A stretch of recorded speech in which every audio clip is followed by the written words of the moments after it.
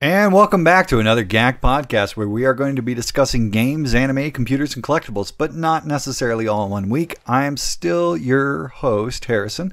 To my left. Hi, I'm Faust. And to my right. Guess number 42 or James? Either sure. Either or. I don't think anybody wants you as the ultimate answer to life. I am the ultimate answer. No. I saw a great breakdown of that 42 is the answer to life, the universe, and everything. I thought it was in all things, but... So, the reason Deep Thought comes up with that is because she just doesn't understand what she's being asked for. And so, when they say, what is the answer to life, the universe, and everything, the best that she can come up with is that everything is the answer to life, the universe, and everything. And the way that she represents this is with the universal ASCII code for the wild card for absolutely everything, which is the asterisk. Uh-huh. And the ASCII code for the asterisk is 42. So that's why it's the answer to life, the universe, and everything. And that's a good answer. And I think Douglas Adams actually confirmed that in some junction. I believe it. Yeah. So there you go. Go ahead and spoilered that for you. Yeah. Now all you young kids actually know where 42 comes from. Well, go read a book. What's a book? Well, Anyways, if they know about 42, then they've at least read one book. Not necessarily nowadays. True. People read books. Anyways, so I've been doing a lot of game nights. Have you? Mm-hmm. I go to game nights with a friend. Play a lot of board games. What sort of shield and sword are you taking, Mr. Knight? I take the Fluffican shield, which is a giant pink shield that looks like a cloud, and a golden sword. Okay. Pink shield, golden sword, how tacky. Yeah. I said a pink shield that looks like a cloud, Uh-huh. and a gold sword. So it's a pink cloud shield. Yes. And a golden sword. Mm-hmm. Still tacky. Yeah, I think the fashion police are going to be after you. No, what is it? The meme I saw, it says when your piece of armor or piece of weapon doesn't match your set, but you can't ignore the stats. Yeah. Yeah. And he shows the guy holding like this pink shield. Everything else looks all like Dark Souls looking. That's what it's like. But anyways, no, I've been playing a lot of board games and card games too. Without me. Yeah. Because you probably wouldn't play them. I played Go Sushi or Sushi Go, which is I would say 3 to 5 players would be a good setting. It says 1 to like 5 players or 1 to 6 or something like that. But you really want to have like 3 players. Yeah, because it's kind of boring with 2 people. Because essentially, it's you the cards you see there, like the sushis that you see there, because you're looking at it. You deal out like 6 cards, and you flap down the one card, and whatever sushi is there is the points, and you rack up points, and you do this quickly, not like slowly. This is like war. Yeah. So essentially with sushi, except you're not slapping it on top of each other. It's putting points to war. Yeah. Whereas, from what I understand, the original rules of war were just you put the cards down, and whoever has the higher value, they get the cards. Wins those cards. So is that the way with this? It's kind of, but you don't win. You're not keeping cards. You do 3 rounds, and you go, I put that one down. I get points for that, and then you round up your points. And whoever gets the most points obviously wins, and you go to 10 rounds. And it's a really fast-paced game. That sounds interesting. Yeah, that's a good time waster. You know, like that one I bought with the little numbers on it? Yeah. That box one I bought a while back. I forgot the name of it. I'm offended that you think I wouldn't like a game like this. Okay. Do you want to play it? Well, you have to invite me first. Okay. Then next Tuesday when we go to the game night. You're going someplace? Yeah. Where? It's Etten Games. It's on Manal and Wyoming. So Etten Games, game store on game nights on Tuesday. Yeah. So Wyoming and Manal, relatively and it's free game nights. So anybody who's in Albuquerque or the New Mexico area can go there. Yep. So you show up, and do they just hand you a game to play? Or no, they have a section in the back, Uh-huh. and it's like a bookshelf. Yeah. They games that you could play for free, and you go and play them. So you go show up with friends, and you pick out a game, and you can play the game. You play it. Yeah. And they even have an upstairs room where you could play D&D if you like D&D. Ooh. And they also have a section where you can buy board games, obviously. Wait a minute. Etten Games has officially done this wrong. Why? Because it's not a basement. Okay, your Dungeons and Dragons people got to be in a basement. Well, Hang it on. might be up downstairs. I haven't gone to the Basements. actual room. Up downstairs. What? What? Was this Stranger Things all of a sudden? Dad loved that. We're in the show, up by the way. downstairs. I do have to point out that basements are extremely uncommon in New Mexico. I understand. Specifically in Albuquerque. They're very difficult. And by the way, it's called Etten Games and Hobbies, just so you know. So Okay. everyone knows. At who's in Games the and New Hobbies, Mexico area. Manal, Wyoming. Game nights on Tuesday night. And Thursdays. Yeah, and They- Thursdays. they- And great things for sale. They have different variety of different board games you could play and card games. They have a little snack area too, so you can get nice. snacks. They've been open for less than 6 months. Yeah, it's a new area. Yep. Oh, nice. New store. It's a new store, new area. There's not some new area, there's, new there's store. some free publicity for you at Games. Right? Yeah. Oh, it's because I like it. It's fun. It's fun. People are fun. So you've been trying not just Sushi Go, I'm assuming. Oh You've been no, playing no! A whole bunch of I other... tried one that I'll never try again. The Lord of the Rings card game. Don't get me wrong. You know I love Lord of the Rings. Yeah, you're all about. I dressed up as what, Bilbo Baggins. All right. It was overly complicated. It was just like when Magic the Gathering made more sense. I was like, okay, this is bad. Well, see, I mean, that's. But then again, Magic the Gathering's not really that complicated. This one is just you have to do so many stuff to complete one round, and in order to win the game, there's like these event card things they have. There's like 7 or 8 of those, and you have to get to the last card and survive. So this sounds very much like the movie because it was a very simple task. Let's go drop this ring in a volcano. No. And they stretched it out over 3 movies. It was very complicated along the way. No, it's not. It's not about throwing a ring. It's you have to defeat the creature and do all these process. Yeah, it was just for the amount of time that I had to play it. I guess if I put more investment time into playing this game, I can understand it. I'm just seeing But seeing our comment section. Just out of what you said, I'm seeing our comment section scrolling like you just pulled a lever on a slot machine. Right? Of, What a like, jerk. How dare you say that? About Lord of the Rings. Yeah. It was just them walking to a mountain. Like, Exactly. You're no. an ass. You're an ass, dude. You're an ass. And I this is from somebody who is not a very big fan of Lord of the Rings, but you got to have some respect. That was an arduous task. Like, That was.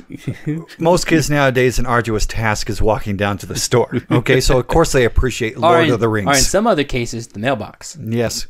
so, Okay. Lord of the Rings, It was the card game. okay. It was fun. Yeah. But like I said, the amount of time I had to learn this game, Yeah. no, it was overly complicated. Because I arrived there at 7 o'clock. I leave at 10. Yeah. That's not enough time, especially 3 hours was yeah, not enough time to learn and enjoy playing this game. So we Yeah. kind of put it down. I played a game called Clank, Yeah. which is essentially you're a You set said of you had fun with that one. Oh man, that one's I love that game. Yeah. You're a set of adventurers. You're going into a dungeon. There are dragons in there, and you're trying to gather as much loot as possible and get a relic and go back to the beginning where you came in from, without obviously getting killed or making enough noise to attract the dragon. Hence the word clank. I see. And you get these clank points, and that's how much noise you make, and it's really fun. Sort of a more grown-up version of Don't Wake Daddy. Pretty much. Something like And that. it was really fun game. We So do they played have- 3 people playing that one. That one was fun. So they have. I mean, I've heard a lot of these. They're I call them. I hesitate to call them independent board games. These are the ones that haven't really made it into like the common. Yeah, this board one's game not library. like this is not your standard like Chutes and Ladders or Monopoly. So you wouldn't show up and be able to like play Candyland or. Yeah, no. They wouldn't have like Pass the Pigs. No. This one is a little bit. Have you ever played Pass the Pigs? No, No. no. This one's a little less complicated than Lord of the Rings one, but it does require at least 20 minutes to 25 minutes to understand. So if somebody was to show up and say, can I play Scrabble, Parcheesi? yeah, this is Bridge. better, a lot more complicated than those. But it's fun though. So this sounds very similar to the 90s. For me, the mid 90s when there was we're in this like explosion of all these little card games where they're making card games out of everything, such as Oregon Trail Well, this one's not a card game though. or board games. It doesn't matter Okay. if it's a board game, card game. If you know, sit around a table and play it. Yeah. Table game. It's table tabletop games for some Tabletop reason game. have this weird explosion right now. I wonder how many are going to fail. I mean, I have How many of them failed in the 90s? actually in the 90s. It wasn't necessarily the board games at that time. I wasn't really paying attention to board games in the 90s. It was the collectible card games because at one point That's true. I think by 94, 95, Not you, but me. there was over 40 collectible card games in the market. And there's only one that lived during that time, you know? So it's everything else has gone away. Which one is this? Magic the Gathering. Magic the Gathering. Okay. What, a Pokemon? No, that wasn't until 1999. That was like Okay. the end of 90s. What about Yu-Gi-Oh? 2001 in the US. Yeah. Okay. Okay, so through the 90s, the only trading card game that could be perceived to have survived is Magic the Gathering. Yes. I'm pretty sure there's others out there. I just don't know of them. The Star Wars. Well, if you don't know, then they didn't survive. The Star Wars CCG failed. I love the Star Wars game. That game was fun. So the Star Trek one has failed. Though it's a living version of it now. Netrunner failed, but has been brought back by a different company as Netrunner Android as like a board game or something instead. Like an app, or is this like an actual tabletop game? Tabletop game. Yeah. And there's a couple others. And even Steve Jackson Games at one point in the late 90s almost went bankrupt, you know. So they had Illuminati, New World Order, and they had some other collectible card games at the time, but they almost went bankrupt. You used to have Illuminati cards. Yes, I still have them. You still have those? I still have those. Those were, unfortunately, I never actually played that game. That was given to me by a guy at Client Logic, actually. Oh, nice. I still have my two decks. It doesn't exist, so we can say it. Yeah, I still have my two decks of Illuminati, and my two favorite ones in there were where there's one of Hillary Clinton and Bill Clinton. And they had two separate pictures. They had Hillary Clinton holding a leash, you know, and then they had a leash around Bill Clinton's neck. So if you put them side by side, it made the whole picture. So yeah. It's a fun game. Clank was a fun one. I didn't get a chance to play Knowledge the game, which it looks like a giant spell book, but it's about summoning creatures and fighting them. So that game looks totally fun. I want to try it. Clank, like I said, Clank was a fun one. Lord of the Rings was overly complicated for the time frame. And you say that there's a space upstairs where people can go and play Dungeons and Dragons. Correct. I'm assuming it's not the same kind of setup where they have like a library of I don't know Dungeons and Dragons books. I have not been upstairs yet. It'd be cool if you could go there and like grab a module off the shelf and be able to play something. Though I know that I've played Dungeons and Dragons. Don't start. I know they're doing the 5th edition though. Yes. That's what they're playing up there. They're not doing 4th. They're not doing 3.5. They're not like, even if you show up and say, I've got a complete set. Like, you know, well, maybe Mike. Well, it's you take your friends up, so it's what you're play what playing. you want. Yeah, I'm assuming. Yeah. So they've simplified the rules in 5th edition. 5th edition. Yeah, it's super easy. What about the massive tabletop games like Warhammer and? Yeah, they have. I didn't see that there, but they do have an area where you space. Yeah, because I saw. As you see the pictures I posted. Yeah. There's a guy back there playing a tabletop game like that. Yeah. I don't know what it was, but it looked pretty fun. But a huge space for Warhammer games are huge. They just bring out tables and you just set them up. They have tables in the back. Cool. And let's see, I played a lot of games that night. Munchkin Adventure Time. Gotta have Munchkin. Adventure Time too. Nice. If you thought that regular Munchkin was bad and all the ones we have, the Adventure Time one is just I don't know. Like, we have a lot of Munchkin sets. We do. So we do. Munchkin's kind of one of those that... It's a fun one to pull out and just kind of play. Not Munchkin Panic. I don't like Munchkin Panic. They do have a lot of local stuff there too. Yeah. Local, New Mexico local stuff. game triers. So the indie developers is like, look at me, I'm an artist. They also have I'm a musician. I'm an indie board game developer. That's the new thing. I make indie apps. Right. I'm sorry, I'm being salty for being old. Yeah, you are being salty. Why are you being salty today? It's my job as a senior gamer to be salty. I refuse this job. Right. Yeah. But yeah, it's a all around fun. We had lots of fun. And speaking of cards. And if you don't want to play Magic the Gathering because it's how expensive it can get, because it can get expensive. It's not and expensive. Don't tell me it's not. It can.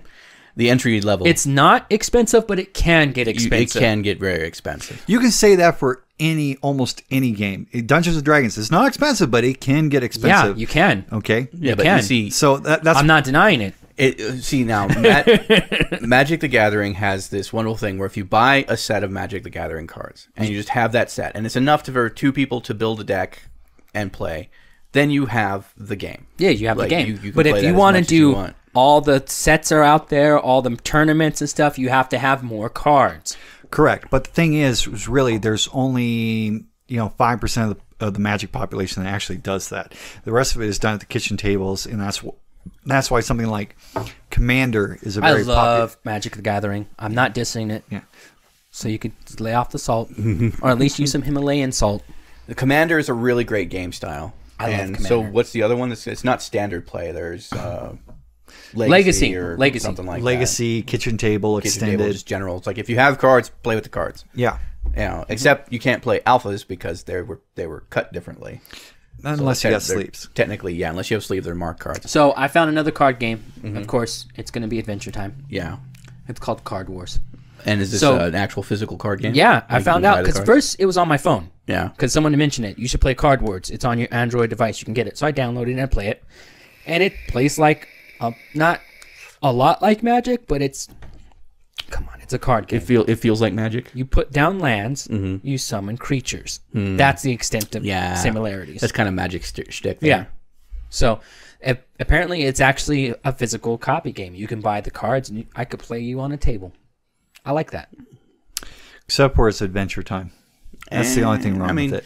Adventure Time has spanned enough time, enough seasons to really have something for everybody in it. I really believe. It's one of those weird things where it's like, a show like, for example, Fuller House just got renewed for 4th season. Did they? Yeah.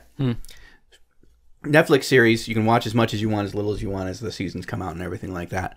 But it's getting to the point where there's enough of it out now that there's probably something in there for everybody. I mean, the longer something runs, the more people are going to check it out because it's like, hey, people keep watching it, they keep making it. Something got to be good about this, and they'll find typically something that they like. And Adventure Time is one of those shows. It's where it's like enough of it's been out, somebody's going to find something in it that they like. Avatar: The Last Airbender went on for long enough. There's something in it for everybody. It's one of those things. Boo.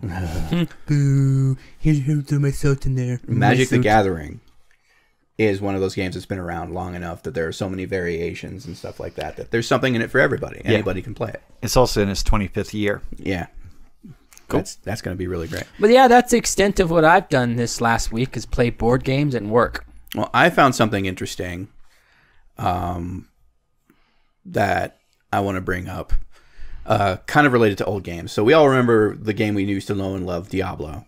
Yeah. And the game that we grew to love even more, Diablo 2, with its online multiplayer and the ability to have a whole industry and economy build up around the runes in the game and trading and everything like that.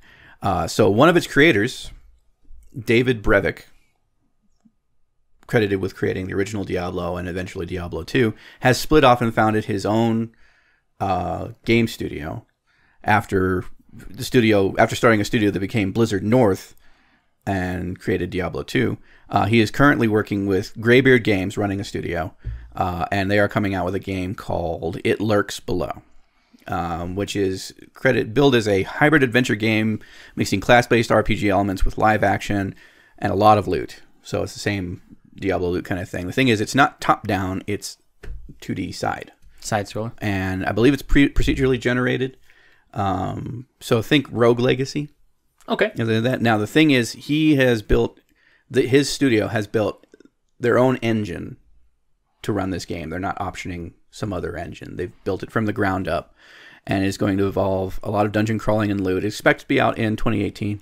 I thought it was kind of interesting to kind of, I'd give it a shot. yeah, with something like, Diablo spawned a lot of really great clones. They did. And then Diablo 2 spawned a lot of other really great clones. You got stuff like Alien Shooter and Zombie Driver and stuff like that. What's the other one that we have a copy of on Steam? It's exactly like Diablo.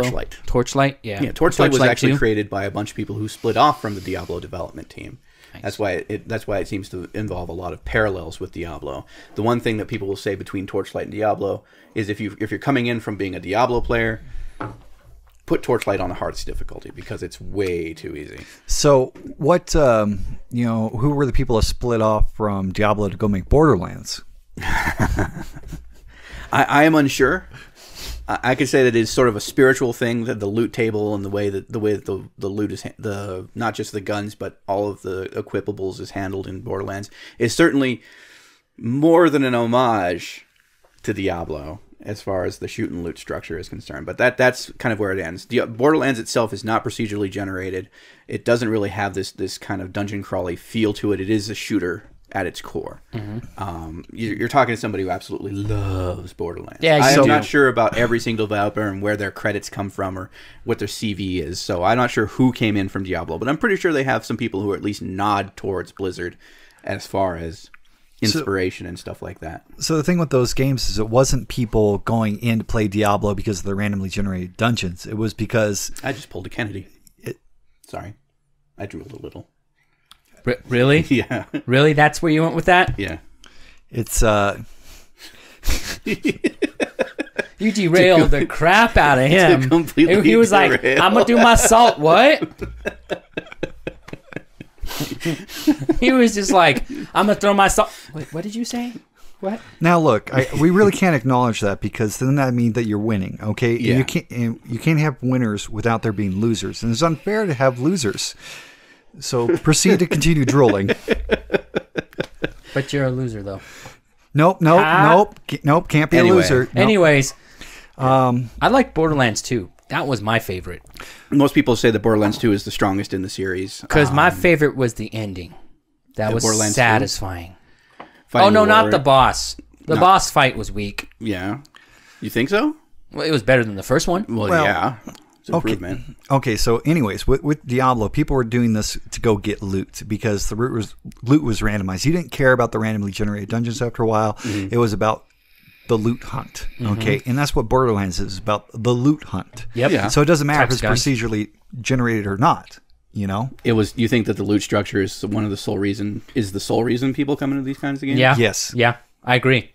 I loved the fact that you got randomly generated different weapons. It wasn't the same boring ass gun from that chest. It was random. Yeah, and because of this, I like that. this is why it has evolved into loot boxes, because it's the whole gambling No, No. that is not loot box. No, Get that out of is here. not the same. No, That is it's totally not all the same. gambling and the excitement of opening and getting something new and shiny, you know? And that's what True. it is. I mean, it's hard to. Okay, it's, to an extent, he's got a point. it's a tenuous link, because one of the things that they added in that people said was a great thing between Borderlands and Borderlands 2, and they continued it over through Borderlands 2's DLC and the pre-sequel as well, was slot machines. Those irritated me. You know, the slot machines were basically like free kills, because if you had a lot of excess cash, you could just basically sit there and be like, okay, I want this to be free kills enough that some sort of loot pops out eventually. And so it was a way of streamlining the grind for certain weapons or certain types of weapons if you weren't getting what you wanted from going out in the wastes and killing things. In the pre-sequel, they went a step further and actually not just brought in the slot machines, but brought in the grinder. Oh, yeah, the grinder. Yeah, the weapon grinder in the pre-sequel let you put three kinds of a certain level of weapon. It didn't have to be the same kind of weapon, but it had to be three of the same type, the same loot. They had a shield rarity. grinder in the second one, where you throw the shields in there and it pops out a shield. No. I thought it did. No, the shield grind. There's a quest in the second one where you have to throw shields into a grinder. Oh yeah, that's right. For that. But there wasn't any way to randomize based upon certain kind of thing. There were recipes, so in the pre-sequel, depending on what you put in the grinder, you got something out. Anyway, the idea was that if you put three items of a certain rarity in the grinder, and there were certain things that would fail, you stood a chance of getting something of the next rarity up. And there were certain ways you could influence that. And it all kind of culminated in, as soon as you got to like the purple rarity. I am unsure as to what the exact loot table was, but I don't think purple's really upgraded to oranges. Oranges kind of took, between the first game and the pre-sequel, oranges kind of took more of a unique role instead of a loot rarity role. So if you got an orange, it was almost always some sort of sticky kind of gimmicky weapon to it that was fun to use for a little bit, but you really and then you stuck get with, rid of it. Yeah, you really stuck with purples. As soon as they stopped being useful, you started with purples. You muled the oranges because they would continue to be useful for a long time. plays, but you stopped using. And then you got the keys. You forget about those. Those were nice. The golden keys? Yeah. Yeah. You get randomized from there. Yeah, you can actually find lists of codes that are still available and get yourself like a massive amount of golden keys. When I streamed it for a while there, it was like every 5 levels or every time we returned back to the main town, we would open up a golden chest and kind of distribute the loot that came out. We would each use one of our keys because we put all the codes in and got like 120 of them. And we never saw anything like super awesome come out, but it was way better than what was dropping. And so it got to the point where we weren't really even picking much up unless we wanted to sell stuff. Yeah. It was like very rare that something would actually drop or pop out of a chest, that the golden chests. So I feel like the golden chests kind of break the game. If you rely on that, you're spending a finite resource. Currently, it's still finite. I don't know if they're going to at some point stop supporting it and just let out a code that gives everybody like infinite keys or something like that. Infinite keys, yeah. But I think that would actually break the game. Because there's nothing in the gold chest loot table that only comes out of the golden chests. It's all stuff that's in the normal loot table. It's a guaranteed blue or better, which is good. But I mean, if it's a guaranteed blue or better and you just have a ton of keys, then any playthrough can be rendered pitiful. Because anytime that your stuff becomes useless, just pop back to the chest, in, get a key, get something else. Get something else. Yeah. Holy cow! What's that? What's up? So, Amazon apparently had to pull a product from his line. I think it's made by Oracorp. It was a hairdryer some lady bought on Amazon. Oh, I've heard about this. And apparently it malfunctioned and turned into a flamethrower. Nice. I mean, that sucks for her because she probably was using it. And and I'm saying it's like, oh my gosh. Cheeky Amazon trying to compete with Elon Musk. I'm like, this is the coolest thing in the world, but nope, they had to pull it. You know why? Because as soon as every idiot like me found out about this, we're like, I want to buy the flamethrower. Give me the flamethrower. Hairdryer. Yeah. Never mind, it probably at least he admitted it, catastrophically. idiots like him. That is not... See, that's the thing, is they kind of... Actually, I probably would have bought one too. They kind of presented it wrong, because that is not a hairdryer that just happens to be a flamethrower. That is a catastrophic product safety failure. I hate to be like the stodgy adult about this whole thing and throw some salt onto that, but... Yeah, get out. We already have enough salt. I mean, $500 to Tesla, or you could have had the Boring Company, you could have had a Boring Company branded flamethrower. They sold all 20,000 of those that they were going to make. For $500? $500 a piece. For an actual flamethrower? Yeah. An actual flamethrower, actual factual, full-on flamethrower. They're actually, one of the tweets from Elon Musk went out and was like, some companies, some customs agencies are having problems, like not allowing stuff to be shipped if it's marked flamethrower. So I saw that. So we decided to name it not a flamethrower. Or temperature enhancement devices. Or they should temperature enhancement devices. You know what? This Oracorp had him beat. All you have to do is label it as a hairdryer. And actually, to tie it back to Borderlands, I want to say Tim Schafer, head of Gearbox, actually contacted Elon Musk via Twitter and said, "Hey, we want to put this in Borderlands 3, and we're going to have a quote from your Twitter be a byline for it." So the Boring Company Flamethrower is going to be in Borderlands 3. Nice. Leave it to Elon Musk to come up with a real Borderlands weapon. Right. And the people it's out there's like 2,000 or 20,000 of them being shipped out now. I'm imagining there's going to be a lot of accidental harm going on. There's going to be a lot of good YouTube videos coming up here. Accidental. So I wish we had one just so we could put up an unboxing. I thought it was called natural selection. See, we've been fighting against that tooth and nail for the last like 80 generations. So I got some candy for you if you want some. No, thank you. Okay. Last time I had random candy given to me by somebody, I woke up with some very sore places. So, alrighty then. In a bathtub full of Moving ice. on. Yeah. Was your kidney missing? I don't know. I mean, maybe they opened it up, looked at it, went, ugh, and sewed me back up again because I still have both of them. They stole my kidney. So with other crazy things, Bitcoin. Mm-hmm. Bitcoin back to this again. Yeah. Yeah. Bitcoin's crashing hard. Oh yeah. And I think Citibank and JP Morgan also just announced that you can no longer use their credit cards to buy cryptocurrency. Anybody out there using credit to buy invisible, intangible cryptocurrency, you're a moron. Okay? That is an official stance. Yes. I'd go further to say that anybody who puts any kind of money into cryptocurrency at this point, especially something like Bitcoin, It's your money. they're playing pretty fast and loose with the money. It's their Especially money. that's money that you might as well just like admit you're never going to see again. That's probably what they do when they buy it. Let me set up a Patreon. You can give us money, okay? Yeah. At least you will get content. We'll acknowledge you, and we'll say great things about you and make you feel warm and fuzzy. Yeah, our content at least has some minor amount of tangibility more than a Bitcoin. Yeah. Yeah. I'd say it depends on the person. It's Yeah, it again, really it's their does. money. So yeah, just take all that money you were going to funnel into Bitcoin and put it into our Patreon instead. Yes. You know, it'll be a monthly payment. You can feel good that you're supporting some sort of creative effort, and you're not going to see your money disappear. Of course, you're not going to see your money double, triple, or quadruple in value. Which it doesn't really do anyways unless you can actually manage to get it out. Yeah. And that's sort of the problem, is because people can't get it out because they buy it high and nobody is actually buying them back that So high. they're having problems getting it out. So Yes. so they're losing money. And then on top of it, Episode 69 was last one. yeah. Yes.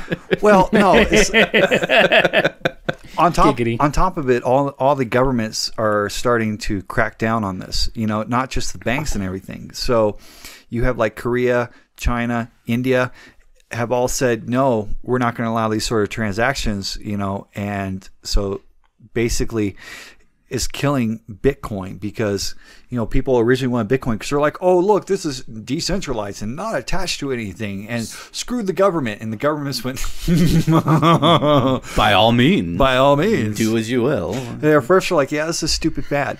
And they're like, oh, wait, the criminals are using this. Now we're going to regulate. And that's why Bitcoin has really gotten to where it is. So like a stupid fad, like the fidget spinners. No, this is They worse. thought it was like a fidget spinner thing. This is worse than the fidget spinner thing because Now it's become a serious problem because yes, it's used on the dark web. yeah. So I thought it was that's called the the deep web. deep web, dark web, Tor, whatever you want to call it. The underbelly of the society where people can buy things like drugs and guns and hitmans and whatever. And we're not talking 4chan. No. That's the asshole of the internet. Yeah. Like, you know, you don't crawl through 4chan to get to the dark web either. No. So, You slide. no. No. No. Do not slide through 4chan. There is no sliding through 4chan. don't It go. rejects you very fast. Yeah, it'll spit you right out. So, yeah, as soon as they realized that it was this unregulated, untraceable currency, it became very easy to use to purchase these goods and have some sort of value assigned to that kind of thing. And so it became very popular there. And I forgot where I was going with this whole point. That wasn't just a complete retread of what he just said. Well, You had to go and derail me. Of course, that's what he does. Well, the thing is, I mean, you had like the Japanese exchange that got hacked and lost $500 million worth of cryptocurrency, you know, because somebody's assigned a worth to it. This is like the same thing as like buying land plots in Ultima back in the day. Okay?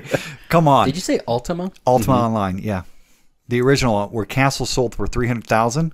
A castle sold for $300,000 in Ultima Online. There's online games that are still going right now where it's like a space type game where they have a plot of land that's sold for like 50 grand. Yeah. I know. Right? That's insane. When it comes to gamers and their money, I have to point out that just recently a rather rare Counter-Strike sniper rifle skin sold for like $61,000. $61,000. The person who sold it originally bought it for $35,000. Yeah, I saw that. It is a professional player signed ultra rare competition skin. So it's not something that just pops up randomly and somebody can go, woohoo, $60,000, I can sell this. It's a one-time kind of deal. Yeah, no. It was on that list I it's- posted. It's another thing that's intangible and somebody just funneled Money into it. money with a capital M, like a new car. Well, here's the thing. With that being an intangible asset, when Counter-Strike goes away, you can't get your money back out of it. At least with a tangible product, you have a physical thing. And as less of those physical things are in the market, you can still potentially sell it later on. I mean, that's why things like cars and classic motorcycles, Comic book. The Black Lotus. yeah, trading cards. Those all go up in value because no matter what, even if the game is quote unquote potentially unpopular or art, the thing is there are less copies or people die and everything, and then the price goes up. Original printings of books, you know, at least there, if you buy something for 61,000, there's a probability that at some point you can probably at least make your money back out of it. Versus, hey, look, we're shutting down the game servers. You know, or everybody decides to go on and not play it anymore. That's the problem I have with these digital currencies and these intangible assets is you better make sure that when you're throwing your money away and hope you're not going to do it as an investment. Well, I agree. These digital contents are terrible. See, I just got Guns of Icarus online for free. That's dirigible content. Oh, God. The game. Or is it dirigible? Dirigible. Zeppelin. So Zeppelin. There's a guy on that list I posted who is making like something ridiculous, like $100,000 a year. Yeah. Off of this, he made like this resort, like this huge big resort, and he was making $100,000 a year. Where? I forgot the name of the game. It's some online game. Some online game thing. See, I hang out on a game. He sold it for like double the price. I hang out on a game called Second Life. All right.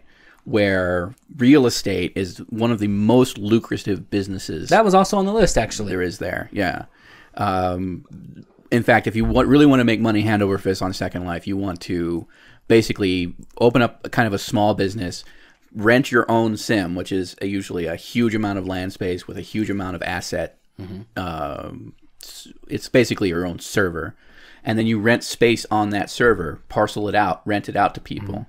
And you could be, and depending on how you set your rates as, you know, competitive and everything like that, and have keep people around, you could be making the cost of that server and then some back. Yeah, some like in your game, some guy recreated at some like popular place in the real life in the world, and he recreated this whole thing, and he was charging rent to stay there, and he sold it. And it's still there, and it's just ridiculous. You can rent an apartment there. Yep. And it's even got places where you can rent entertainment. Yeah, entertainment, which means, yeah, you know what I mean. Yeah, I know what you mean. And it's ridiculous. Everybody who's ever been on Second Life knows what you mean. Entertainment.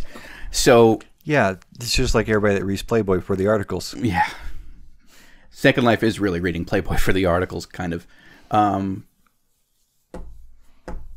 Did I derail you? No. So the thing about it was, the other thing is Second Life has actually been trying to move into, the people behind Second Life, Linden Labs, have been trying to move into 3D space ever since the popularity of the Oculus and everything like that.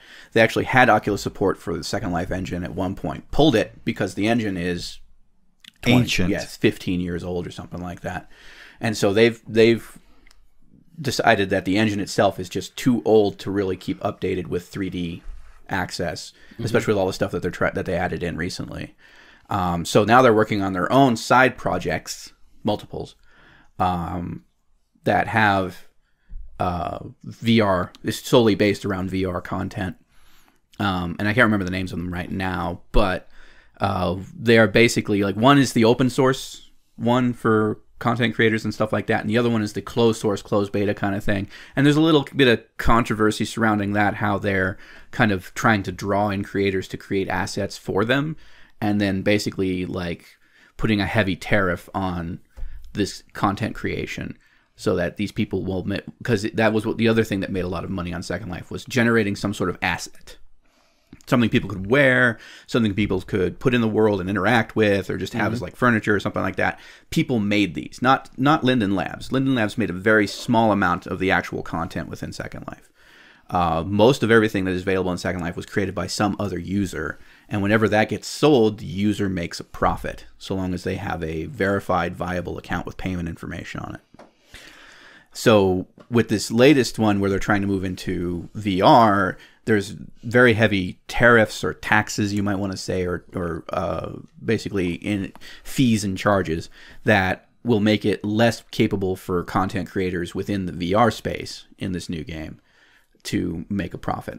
That's kind of creating sort of an outcry amongst the Second Life elite, as it were. However, Second Life is also this sort of seedy underbelly kind of place. It's really kind of hush hush. I mention it openly because I don't mind saying that I'm a member of Second Life. But well, back in the day, it wasn't a seedy underbelly. You know? They actually had big name companies putting digital versions of their products in there. They wanted to have a one-to-one analog kind of like this is there's the real world and then there's the Second Life world, and you can get the same stuff between the two. And they had like Adidas and Mercedes and all these other big companies online. And slowly but surely, as things progressed and people saw what was going on Second Life, these companies kind of quietly pulled out. Well, that's the funny thing is that's the exact same thing that's going on with VR right now. You know, it's like what the porn industry is using the technology and pushing and trying to advance the technology, and they're getting fought. And the big companies, publicly are going, "Huh? What? No. Which porn? What What's VR that? porn? What the hell?" Yeah. And so it's just. Then the thing is, it's like the companies are trying to resist, and they're not using us to help push the technology, even though time and time again the technology has been pushed by the porn industry. Yeah. I mean, that's if it's on the internet, porn's going to sell it. Well, even before then, I mean, that's what allowed VHS to win out over Betamax.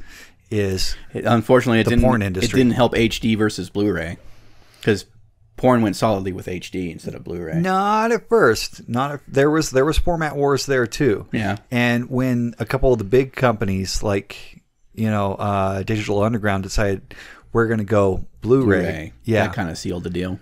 Yeah. So yeah, that is another facet of it. Since we both got VR headsets, and we're kind of plugged a little bit in, and I keep on maintaining right now industry adoption is just beginning to wise up as to this is the next thing. This is what people want. And you need to keep working on this technology and fine-tuning it, and you need to keep adopting this technology with apps and games and services. And right now, industry adoption is kind of flagging. Like, you keep seeing stuff coming out, but it's just more translations of what already exists into the VR space.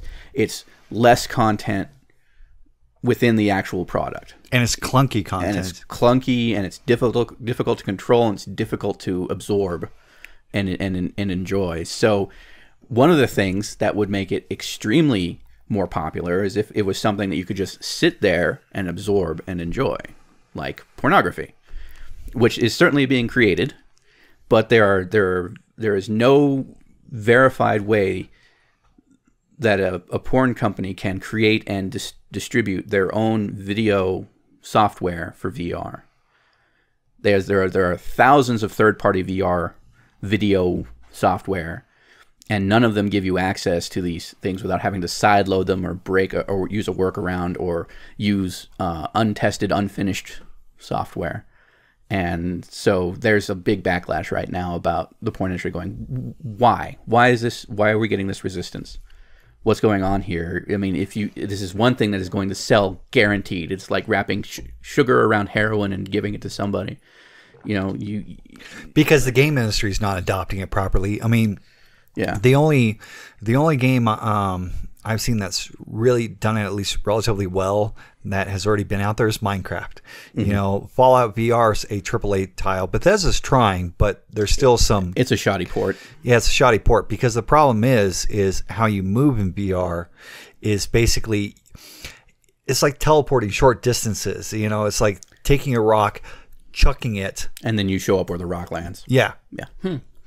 And depending on which version you're playing, you either have to fully look around, and it's really hard to look around 360 when you're tethered to a computer, or if you're using like the mixed reality version, the Microsoft one, at least you can actually use the controllers to move yourself with the thumbstick some, and even then it's still until weird. You get into a Steam VR setup, which apparently with the HTC there's no turning in that unless you're physically turning. Yeah. So yeah, right now, like I believe Yahtzee kind of maintains one of my favorite go-to game reviewers. He maintains that we're just going to have to suck it up and get over this whole motion sickness thing and actually learn how to use in VR. Like the gamer is going to adapt to VR. They're going to have to, as much as VR needs to adapt to gamers and the industry. It's like we all need to meet each other halfway, or nothing's going to happen. Okay. And it's just going to end up stagnating. And right now we are in a very tenuous position because right now, a lot of things aren't being done to meet halfway. Yeah, I mean, it's, you know, it's one of those things, sure, it's like nobody wants to acknowledge it, but in European countries, they are more open with it than in the U.S. So other countries like that, you know, are not as taboo about things. Sexuality. Yeah. You know, you would think it would still be A-okay there. But, you know, it's still got a way to go. What you doing? You checking the time? Are you bored? Are you No, not? I was checking something. Okay. You getting tired of this conversation? No. No? I was just checking something. Okay. What are your thoughts on this? Okay? What are your thoughts on this? Would you enjoy VR porn? Probably not. You tried my headset back when I had it set up at the house. Mm-hmm. What was your take on it? Was it kind of I also tried Carrie's heads. My friend, the PlayStation VR? My friends. Yeah. It was okay. It kind of made me nauseous. Yeah. So you got some motion sickness? Yeah. Yeah. Did you feel that with the Lenovo headset too? I don't remember. No. No? I didn't feel it with the Lenovo one, but the Sony one, it was kind of nauseous. Mm-hmm. So I kind of like in VR right now. My mom probably, because I took it up to my mom's house for Christmas, and when she tried it, she had the best kind of breakdown for it. It's cool, but dumb.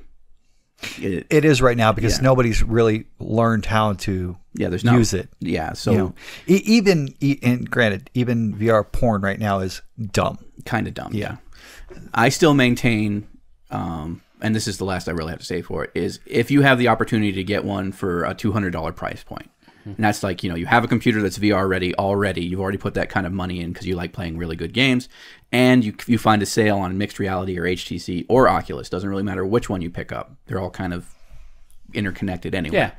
Yeah. It's good to get it now at a $200 price point and be in on the ground floor, because you can at least experience it as the industry adopts, as these things come out. So get it now if you can get it for a $200 price point. That's about the max that I would go for it. And that's what I got the Lenovo headset for, the mixed reality headset.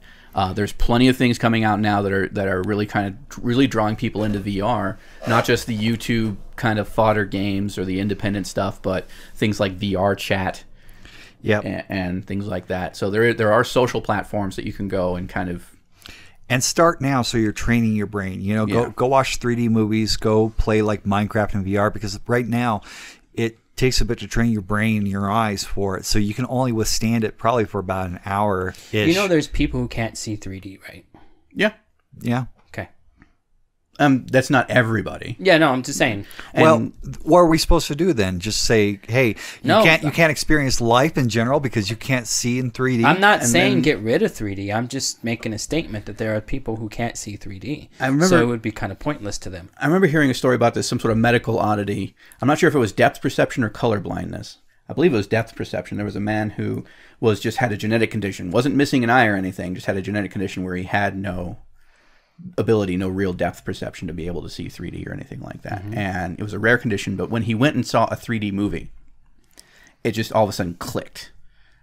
And from that point onward, he could see 3D. So this stuff could be therapeutic in certain senses. It could be something that helps you deal with things like motion sickness if you get yourself used to that kind of disconnect and stuff like that. But it is an adjustment period like anything else, any new technology. You do need to try it and keep trying it in order to get the best out of it. Now, if you try it and you just get absolutely 100% motion sick and it's just too tough to deal with or anything like that, maybe not go VR all the way. I still think you got to take it in short stints, because, you know, a lot, you know, nowadays first-person shooters are just so common. Everybody's used to them. Mm-hmm. But when we started, you know, we experienced motion sickness and all too a lot more because it was such a new thing. Oh, man, Virtual Boy? Well, no, that's not first person. That wasn't motion sickness. That was eye gouging. Yeah.